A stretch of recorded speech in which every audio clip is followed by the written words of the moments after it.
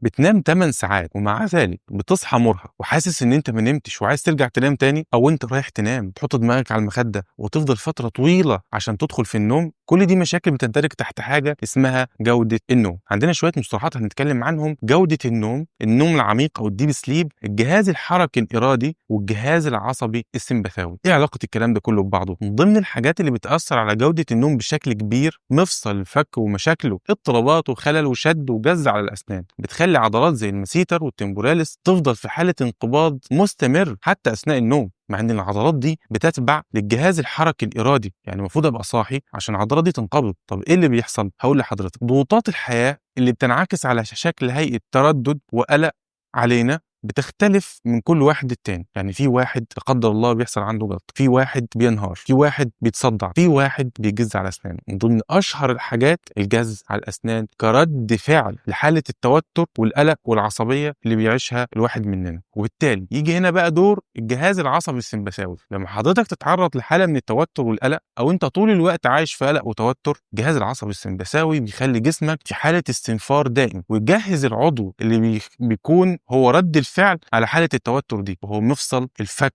ويفضل فكك طول الوقت جاهز ومنقبض كأن هو اللي هيدافع عن جسمك. وبالتالي المخ بيفضل في حالة يقظة جزئية ومش بتدخل فعليا في الديب سليب. بينتج عن ده النوم السطحي والصداع المستمر والإحساس بالإعياء والإجهاد الشديد، وكمان بيحصل ضعف في التركيز. وبالممارسة اللي أثبتتها الدراسات العلمية إن علاج اضطرابات مفصل الفك بتحسن بشكل كبير وفعال من تحسين جودة النوم ومن الدخول بشكل سريع في الديب سليب أو النوم العميق. لو حضرتك بتصحى من النوم مرهق، ممكن تسأل نفسك سؤال: هل أنا فكي مرتاح وأنا نايم؟ أو هل أنا رد فعلي على مشاكلي أو الضغوط أو التوتر بيكون جز على الأسنان؟ شاركنا بالإجابة وإن شاء الله نساعدك في حل